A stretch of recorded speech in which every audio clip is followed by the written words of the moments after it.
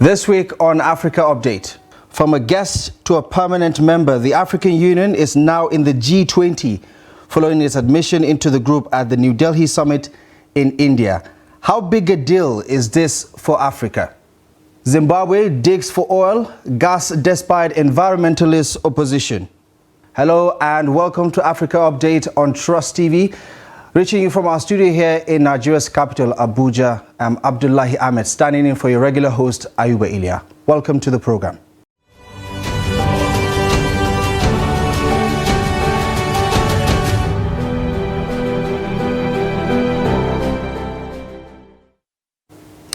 Welcome to the program once again. Now, the African Union has been made a permanent member of the G20. In his opening remarks of the group's summit in Delhi, the Indian Prime Minister Narendra Modi invited the continental body represented by its chair, Azali Assoumani, to take a seat at the table of G20 leaders as a permanent member. Now, the African Union has now the same status as the European Union, previously the only regional bloc with full membership. Now, the African Union was previously designated as an invited international organization. Leaders from across Africa have welcomed the move, which Prime Minister Narendra Modi proposed back in June of this year, saying it will give the continent a voice. Until recently, South Africa was the only African country to be part of the G20. So, what does this new status mean for the continent and its people? And will it be a game changer in the grand scheme of things? Well, here's Chiamaka Nwankwo with an overview of this development. The African Union has achieved a historic milestone by securing a permanent position within the Group of 20, also known as the G20. This development has significant implications for Africa's role in global geopolitics. The AU, representing its 55 member states with a population exceeding 1 billion people, now has a more direct influence on the G20's decision-making processes. Previously, only South Africa from Africa was a G20 member. What makes this even more noteworthy is that the AU will now enjoy a status on par with the European Union within the G20. The AU will take its turn chairing the G20 and hosting the annual summit, which includes over 200 side meetings. South Africa is slated to assume the G20 presidency in 2025. For the G20 nations, the AU's membership opens up unprecedented access to Africa's abundant mineral resources, crucial for various technologies ranging from smartphones to electric vehicle batteries and satellites, in addition to valuable reserves of oil, gas and uranium, as well as extensive agricultural and maritime resources. Moreover, Africa's demographic advantage is emphasized, with nearly 70% of its sub-Saharan population under the age of 30, making it the world's youngest continent. This demographic profile presents promising economic opportunities for G20 members looking to invest in the future. Furthermore, the AU's commitment to establishing the African Continental Free Trade Area, AfCFTA, poised to become the world's largest free trade zone, uniting approximately 1.3 billion people with a GDP of around $3.4 trillion, showcases its determination to drive economic development. Within the G20, there are pressing agenda items like digital payments, where Africa's experience and innovation can play a crucial role. Initiatives such as the collaboration between Afrexim Bank and the AU to launch a complex cross-border payment scheme involving Africa's 42 currencies are noteworthy. Additionally, Africa's actions to combat climate change over the next few decades will significantly impact sea level rise globally, affecting cities from Amsterdam to Shanghai. It's essential to note that the G20 serves as a critical forum for global economic discussions and is often likened to the economic equivalent of the UN Security Council. However, entering the G20 also means navigating complex global issues, including matters like the Ukraine conflict and rising tensions between China and Western nations. Additionally, there are questions about how many votes the African Union will wield concerning issues related to its member countries within the G20. These challenges highlight the unique position the EU finds itself in as it joins the influential global forum. Time now to unpack what this development means for Africa and Africans. Joining us on Africa Update this week is Haruna Warkani, a retired diplomat with the ECOWAS Commission in Abuja and a deputy country chair of the United Nations Economic and Social Council. Thank you very much, Ambassador Warkani, and we appreciate you very much for joining us for this conversation. Thank you, viewers. First of all, the G20 represents 85% of global GDP and 75% of global trade. What does this permanent membership mean for the African Union, which entirely means, obviously means for the African continent, but also what does this mean for the global economy in your view? Well, there are two levels one can say, or layers of this. One is ceremonial significance of the accession to the G20 of the African continent as a bloc. Hitherto, we have been out of it. And therefore, anytime one is able to access something new, definitely there must be benefits, but as well, there will be obligations and responsibilities. Now, for Africa, getting into the nerve center of decision-making, particularly economic and diplomatic decision-making of relations between nations, is significant, of course.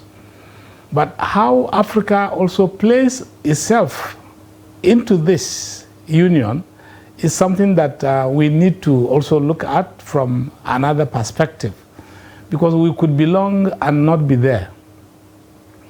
We could belong and not actually extract equitably what should naturally be Africa's position here. Sometimes ago we did say Africa is the next economic frontier for the entire world, and therefore, expectedly, Africa is a new bride.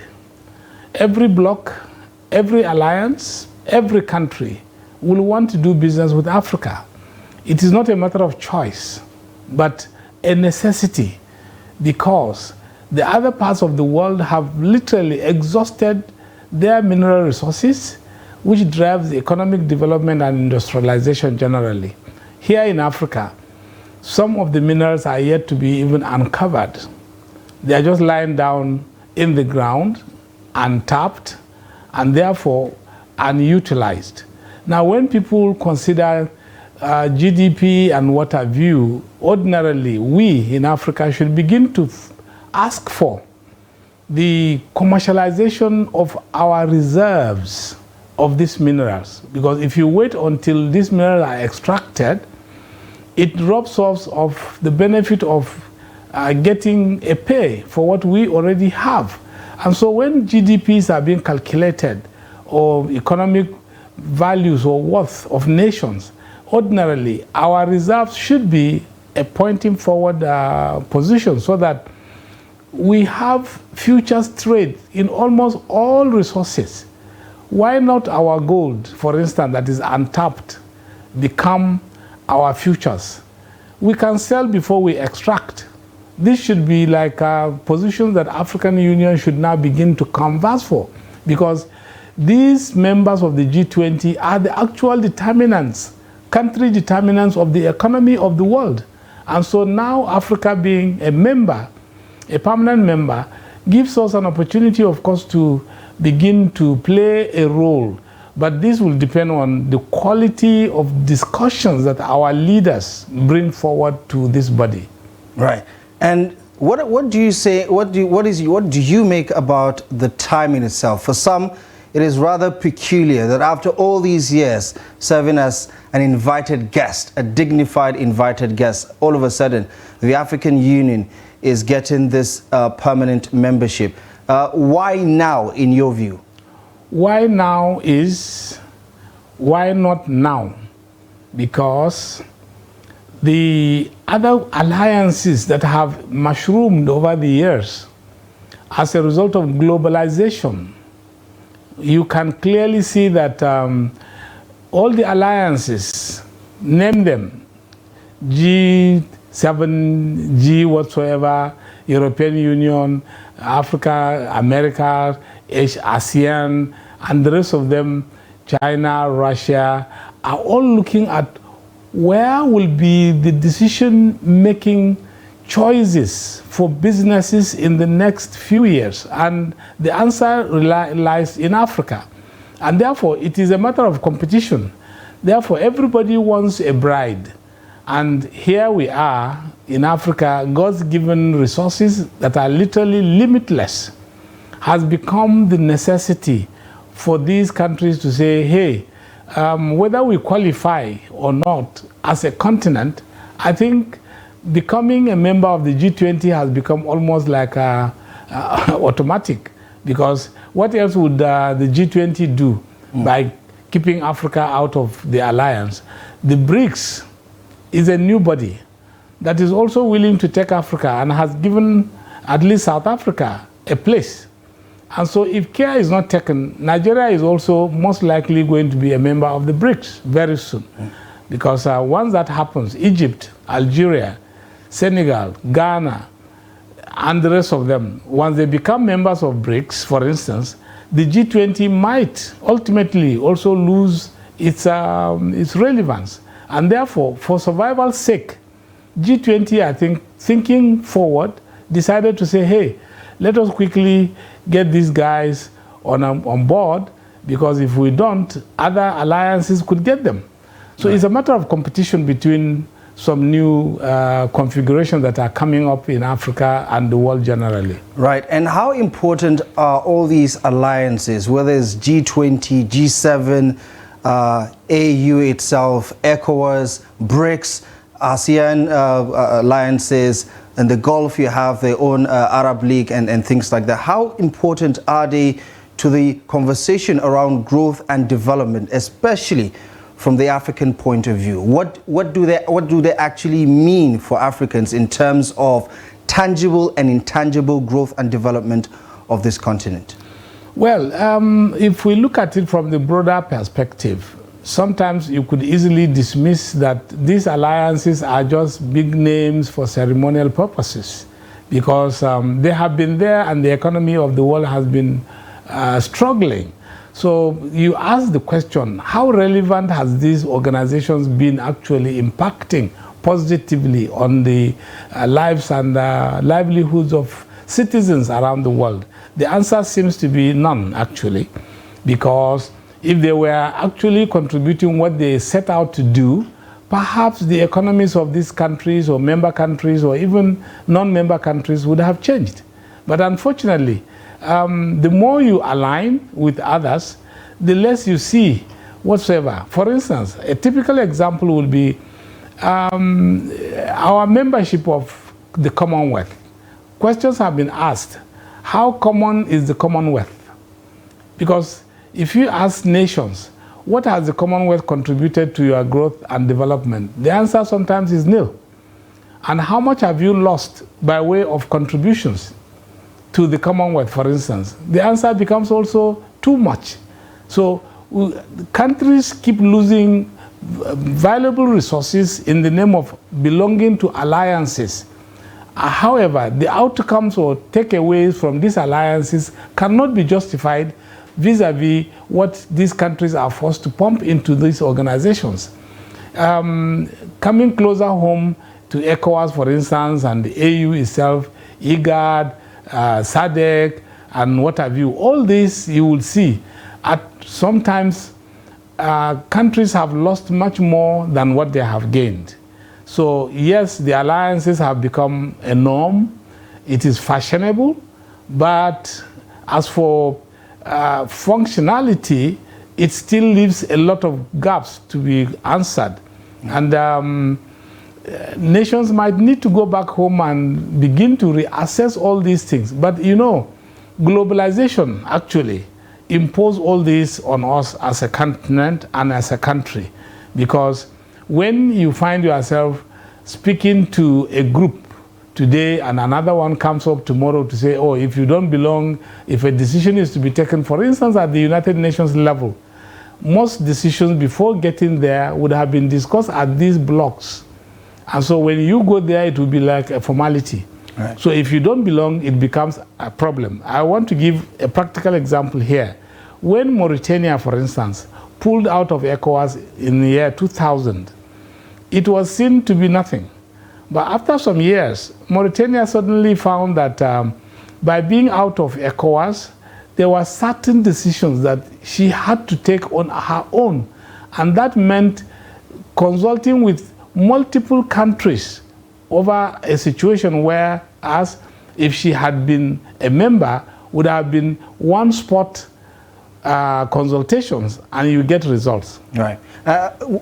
This membership, as far as most people are concerned, in itself speaks to how little the global West, for instance, regards Africa, because you have countries like France and Germany, for instance, who have some sort of advantage in the G20 by being individual members as countries, and also with the EU as the only other permanent organizational bloc to join before the membership of the African Union, and that to lump 55 countries under one umbrella of the AU itself speaks to perhaps some sort of disadvantage where a lot of countries might not necessarily be heard. How do you reckon African countries can utilize this as using one particular voice to speak with this opportunity at the table? How do we do that? Well, some of these things are actually responses to the inequalities and inequities in the international arena, because some countries become too small to make an impact. Whatever they say, no one seems to reckon with, because at the end of the day, it is about economic significance of countries and not necessarily the sovereignty per se. So we have these difficulties that continue to pervade the scene. And so there are difficulties and challenges that sometimes might not be answered by being just a member of any of these alliances. The case of France, Germany, and some other countries, yes, as members of EU and as individual members, you will find that they seem to have a double voice, which is some of the inequalities in the international relations. And we in Africa will need to guard against this, or at least maximize this if need be, so that bigger countries in Africa can now say with clarity what our interest is, which hitherto was unprotected, unserviced, and remains therefore ineffectual. So we have a lot of challenges to do, but like I said earlier, the essence of it all is the quality of our African leadership that needs to come and showcase what Africa should be. Because if we continue to have leaders who are simply obeying former colonial masters, we're going to get nothing out of these alliances. Right. So would you say, just in a nutshell, this is a game changer for Africa and for the for Africans as far as our economic relationship with the rest of the world is concerned? Not necessarily, because these alliances are not, after all, new. G20, G7, African Union, ECOWAS, IGAD, SADC, COMESA, whatever. Plenty of alliances all over the place, and the problems remain the same. So it is not necessarily a panacea to our economic development. It is what we take into it and what we want to take out of it as a way of quality decision that needs to come along on board. Before AU joined, the G20 itself represents 75% of global trade, and we already know what Africa is bringing to the table. What does this do, and how do you see it side by side, juxtaposed with the Africa Free Continental Trade Agreement, for instance? What does this do to it? Do you see it stimulating it? Do you see it serving as a booster? What sort of value is this new partnership or membership bring in to the Africa Free Continental Trade Agreement, for instance? Well, the Africa Free Continental Trade Agreement actually should have come so many years or even decades before now.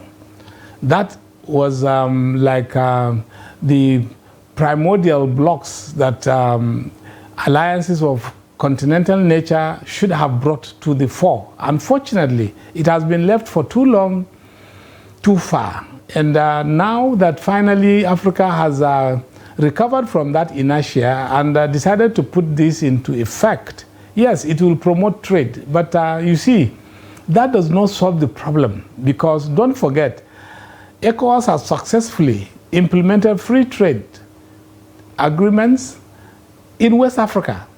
However, it didn't impact on intra-trade within West Africa, right, as expected. And so after today, we need to do much more, because the boundaries are still there. All the borders are still there. And as long as these borders remain, trade will remain domestic, right, which will not contribute much as we would expect. Right. Okay.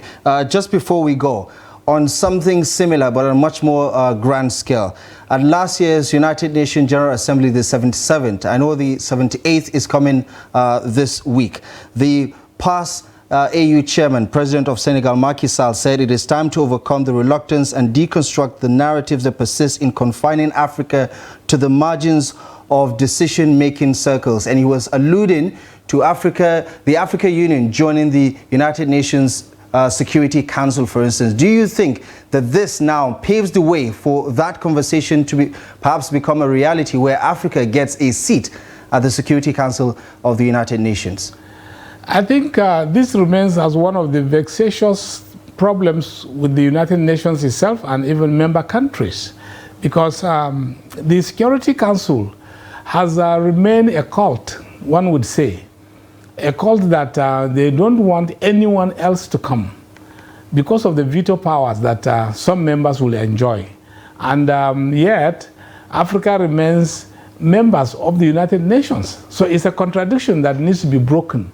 Right.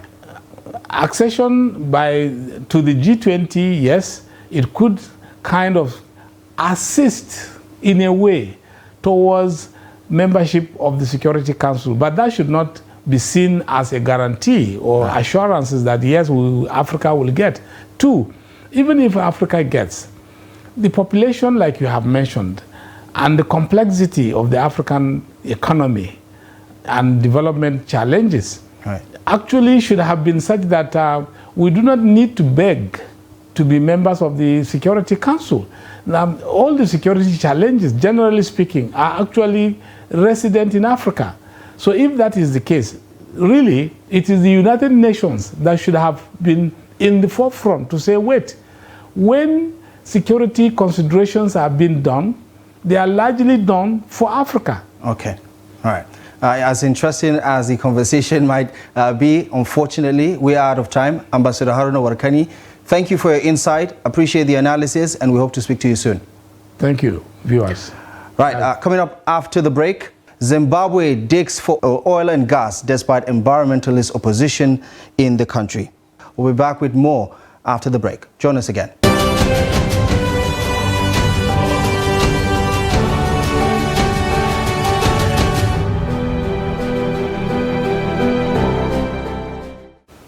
Welcome back to the program, and thank you very much for staying with us. Now, Zimbabwe's government is continuing with oil drilling near the border with Mozambique and Zambia, despite opposition from activists who had warned that fossil fuel exploration will damage the environment. Columbus Mavhunga reports from Mbire. Zimbabwe started exploring for gas and oil, which officials believe sits under an estimated 700,000 hectares near the borders with Mozambique and Zambia. A 20 million exploration project last year failed to yield results after the well collapsed. Paul Shimbodza is the managing director of Geo Associates, a private Zimbabwean company that is working with the government and an Australian company, Invictus Energy, on the exploration. This project could go a long way in not only making Zimbabwe energy sufficient, but we hope that Zimbabwe could actually be a net exporter of power into the region. Power shortage is not an issue of Zimbabwe alone. There's a regional power shortage, and our crystal ball vision is that we'll be able to generate enough electricity from here to the region. For this poor community, the project is welcome. Onassis Tanyanyiwa Msengwa is chief of water, one of the communities covered by the area of exploration. Since it started, so many job opportunities have opened. Last time, it was about 180. Now, it has created more than 200 jobs for Mbire and Umzarabani. Plus, they are buying what we produce here for their food. But not everyone is for this oil project. Farai Magu, founding director of the Center for Natural Resource Governance, hopes the drilling teams come up and once they find the oil and gas, they are going to displace thousands of people from Mbiri and Mzarabani. They are going to pollute both underground and surface water, and they don't care about the impacts on the environment and the people. And then when we look at renewable energy, the renewable energy dividend for Zimbabwe is quite massive. Renewable energy can be a game changer in that it doesn't need a lot of infrastructure. Geopolitical says it is working with the Environmental Management Agency of Zimbabwe to ensure that its project does not pollute the environment nor affect the health and well-being of locals. The energy companies are using data that was collected by Nobel in the 1990s. None of Zimbabwe's neighbors are oil producers, although Mozambique does have large deposits of natural gas about 1,000 kilometers from the area in Zimbabwe being explored. Now that's our show for this week. Thank you most kindly for joining us. We look forward to seeing you next time.